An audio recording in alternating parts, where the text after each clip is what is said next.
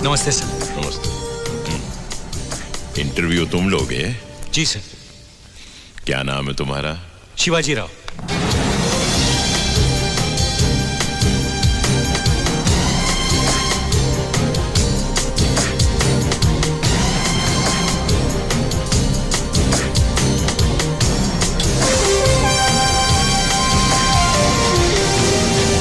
नमस्कार। आज हमारे सामने जो गेस्ट है उन्हें किसी इंट्रोडक्शन की जरूरत नहीं है। उन्हें न सिर्फ आप और हम जानते हैं बल्कि सारी दुनिया उनसे परिचित है। नमस्ते। नमस्ते। सर, हर बार चुनाव में आने वाले मुख्यमंत्री हमारी समस्याओं को हल करेंगे यह सोचकर जनता अपना वोट डालती है, लेकिन हर बार उसे निराशा होती है, उसके साथ धोखा होता है। आपके राज में भी ऐसे ही हो रहा है, क्यों सर? लगता है तुम अपने स्टूडियो से बाहर ही नहीं निकलते हो। आज टीवी और हर गांव में डिश एंटेना है, कोने कोने में एसटीडी और आईएसटी के बूथ लगे हुए हैं, इंटरनेट है, हर आदमी के पास अपनी अपनी गाड़ी है। आज हर आदमी पाँव में जूता पहनता है, हाथ में घड़ी लगाता है, एसएल वर्ल्ड जाता है, मैकडोनल्ड में खाना खाता है। लोगों का स्टैंडर्ड ऑफ लिविंग इतना ऊंचा हो गया है और मैं दावे से कह सकता हूं कि पिछले 15 सालों में एक भी आदमी भूखमरी से नहीं मरा। कोई किसान मैकडोनल्ड का बर्गर तो क्या 2 वक्त की रोटी नहीं खा पाता। कोई मजदूर कार में नहीं घूमता बल्कि कड़ी धूप में पत्थरों पर अपनी एड़ियां रगड़ता है। अमीर और अमीर होता जा रहा और गरीब सड़क पर आ गया है। दुनिया का सबसे बड़ा स्लम हमारे शहर में है सर। लोग आज भी ट्रेनों और बसों में जानवरों की तरह धक्के खाते हैं। राशन की दुकानों पर घंटों लाइन में खड़े रहते हैं। बच्चे अभी भी सिग्नल पर भीख मांगते हैं। उंगली उठाने वाले उंगली उठाते ही रहेंगे। तुम्हें मालूम है, मेरे सीएम बनने के बाद स्टेट में पढ़े लिखों की संख्या 64.8% हो गई है।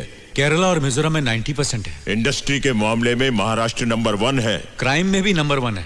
अब सिर्फ 35.8% लोग गरीबी की रेखा के नीचे हैं। पंजाब में 11.7% उसके नीचे है।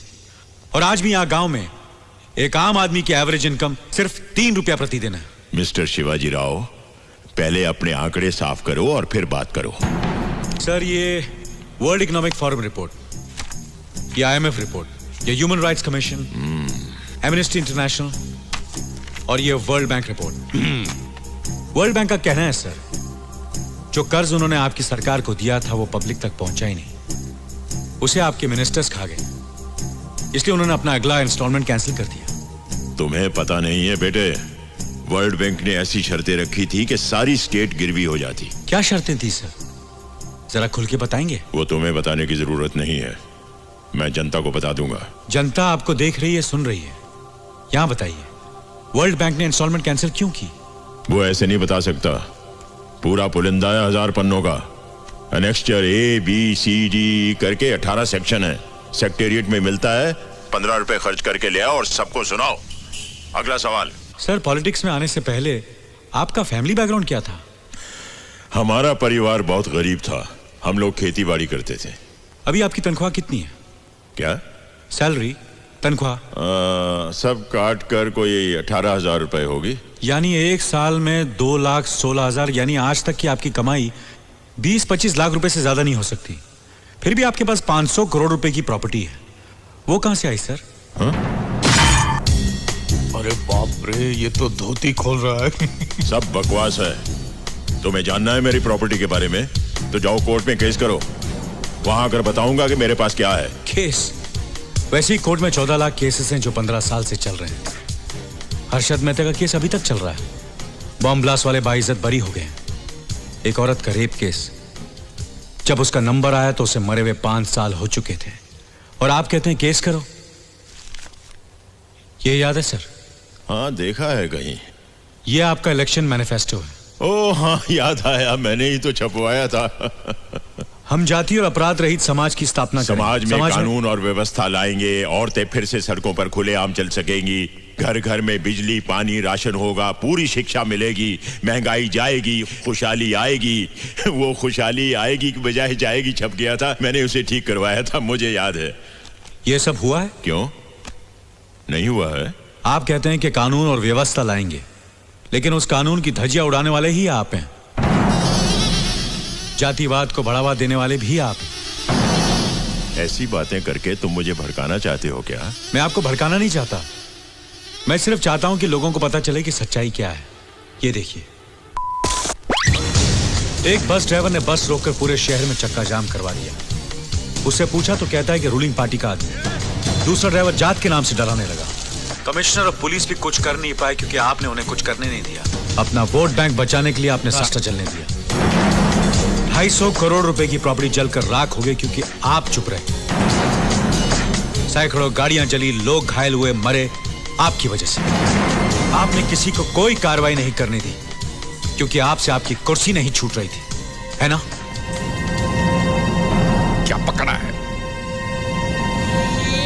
इस इंटरव्यू को सनसनीखेज बनाकर नाम कमाने के लिए बेबुनियादी बातें कर रहे हो तुम। नो सर, सबूत है मेरे पास।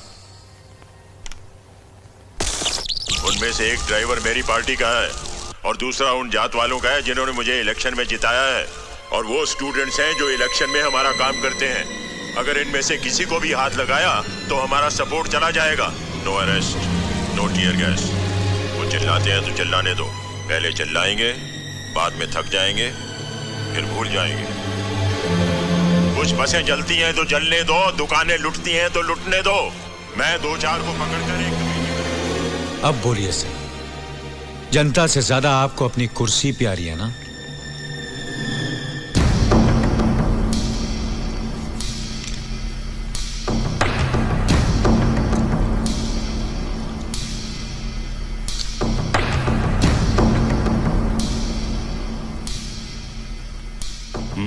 बोलिए सर।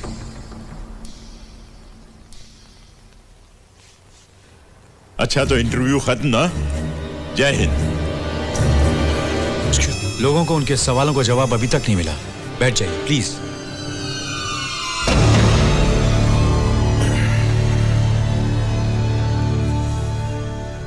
अच्छी डबिंग की है। मेरे जैसी आवाज वाले किसी से कुछ भी बुलवा कर जनता को मेरे खिलाफ भड़काने की साजिश है ये। इन सवालों के जवाब देना मैं जरूरी नहीं समझता। इसे खुद मैंने अपने कैमरे से शूट किया है सर। ऑपोजिशन वालों ने इसके लिए तुम्हें कितना पैसा खिलाया है? अगर आप ऑपोजिशन में होते तो कितना पैसा खिलाते? माइक पकड़कर सैटेलाइट टेलीविजन की आड़ में तुम मुझसे कुछ भी पूछोगे और मैं उसका जवाब दूंगा। क्यों? जवाब देना आपकी ड्यूटी है सर, इसलिए 8 करोड़ लोगों ने आपको चुना है। मुख्यमंत्री क्या होता है जानते हो? आज तक एक बार भी सीएम के ऑफिस में आए हो? वहां की चौखट पार की है तुमने? आकर देखो कि दिन में कितने लोग मिलने के लिए आते हैं, रोते हैं, सवाल पूछते हैं, धन्यवाद करते हैं, पैर छूते हैं, मालाएं पहनाते हैं, गालियां देते हैं। जानते हो कितना कुछ झेलता हूं मैं? जो सीएम की कुर्सी पर बैठता है ना, वही जानता है। जब कभी कोई दंगा फसाद या कुछ ऐसा होता है तो जज्बाती होकर जल्दबाजी में मैं एक तरफा फैसला नहीं करता। मैं पहले फसाद की जड़ तक पहुंचता हूं और फिर से सुलझाता हूं। तुम्हारी तरह हवा में सवाल नहीं पूछता, और यही मैंने उस दिन किया। उस दिन आपने कुछ भी नहीं किया सर। जो समस्या आसानी से हल हो सकती थी उसे आपने अपने फायदे के लिए और बड़ा बनने दिया, और अब यहां बैठकर खुद को जस्टिफाई कर रहे हैं। आग में हाथ डालोगे जल जाओगे। तुम समझ नहीं रहे हो। डाल के देखो फिर पता चलेगा। एक दिन, सिर्फ एक दिन के लिए सीएम बन के देखो, आटे दाल का भाव पता चल जाएगा। सर ये मेरे सवाल का जवाब नहीं है। आप जो बोल रहे हैं वो बहस के लिए, सुनने के लिए अच्छा है, लेकिन प्रैक्टिकल नहीं है। बिल्कुल प्रैक्टिकल है। संविधान में इसके लिए भी प्रोविजन है। एक छोटा सा ऑर्डिनेंस पास करना पड़ेगा बस। एक दिन, 24 घंटे, कुछ भी नहीं है। सर हम मजाक कर रहे हैं। अरे मजाक तो तुम समझ रहे हो। बस एक दिन मेरी कुर्सी पर बैठकर देखो कि कितने अंगारों पर बैठता हूं मैं, कितने कांटों का ताज है मेरे सर के ऊपर। तब पता चलेगा कि कितने लोग एजुकेट हुए और कितने लोगों की गरीबी कम हुई। तब तुम यहां बैठना और मैं तुमसे सवाल पूछूंगा इसी प्रोग्राम में। बोलो, क्या बोलते हो?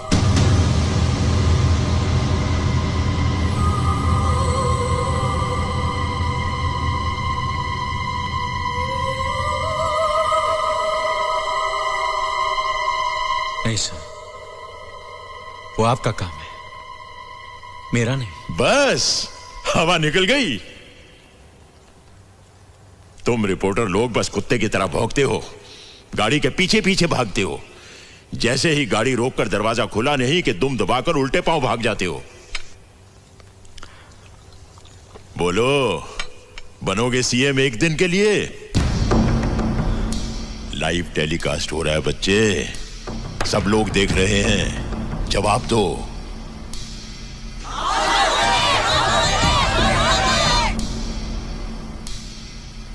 या इंटरव्यू खत्म करें?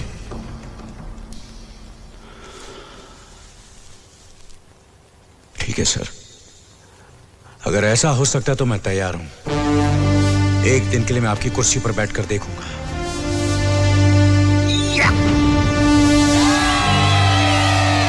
तो ठीक है। जय हिंद। Thank you very